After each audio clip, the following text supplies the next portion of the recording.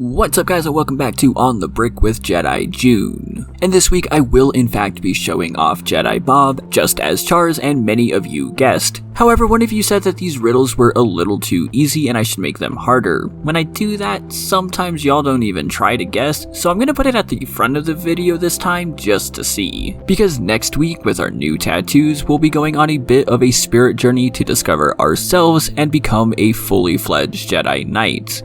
Hopefully that clue isn't two-dimensional. But anyway, Jedi Bob is amazing, and it really is. I'm just gonna say right up front, there's not too much to say here, but this printing and everything is just so well done. And while I'm sure that most of you do, if you don't know the story behind Jedi Bob, it's a little interesting and quite quick to tell. In 2002, when LEGO released their very first gunship, it came with several minifigures, including some clones, some battle droids, a droideka, and a Jedi. But the thing is, it wasn't a named Jedi, and this was the very first and so far only time that LEGO has ever included an unnamed character in a Star Wars set. Now when I say unnamed, I don't mean clones or droids or something like that, I mean specifically something like a Jedi, as every other Jedi or Sith we have ever gotten has been a named one. Except Bob. He was just a generic Jedi thrown into the mix, so he got a generic name and instantly became a cult classic. Unfortunately, to get a version of Jedi Bob that's in good condition right now, you're looking at spending around $100.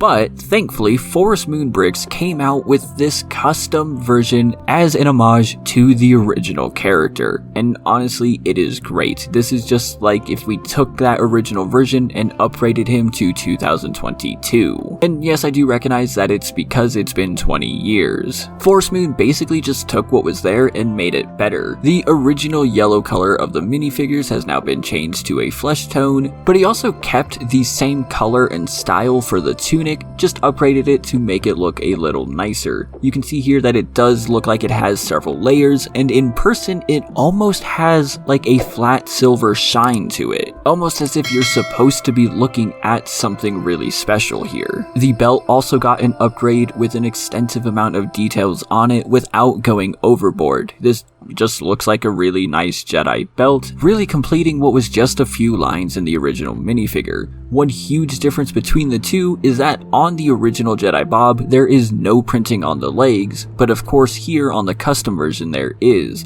The tunic extends underneath the belt onto the legs and really does just make it feel like a full costume. But one of my favorite things that Forest Moon does is include the details of the boots themselves. It's not just some coloring, it actually really makes it look like some footwear, and it is quite distinguished from the actual pants or legs themselves. There is a difference there, and I really do like that. But my favorite part of this minifigure is of course the face. I mean, just look at it. Doesn't he just look so happy? He's just so incredibly happy to be a Jedi, and I mean, come on, that's infectious. Forest Moon did such a great job of capturing the smile from the original and really just bringing it into a more modern look, including giving the beard a more, well, hairy look. I know that's a little weird to say, but you can see what I mean. And if you've ever wondered about Forest Moon Bricks and if they're worth it, just take a look at the back here. There is no sparing of details, even though it's going to be covered up by the cape.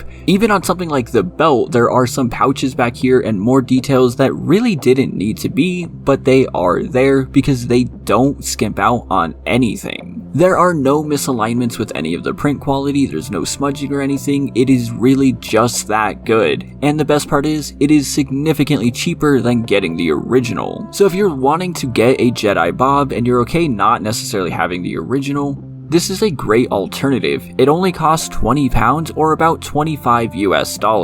Forest Moon does ship to the United States as well, and it's not really that expensive and doesn't take too long. One of these days I'll probably just make a full video about him because he definitely has some things worth checking out. But for now, that's gonna do it. Let me know your guesses and your thoughts in the comments down below. Remember to hit like and subscribe if you haven't already, and if you want extra entries into the monthly minifig giveaway, make sure you head over to Patreon where you can join all these wonderful people and get shoutouts like Jonathan. Thank you all so much for watching, and I'll see you in the next one.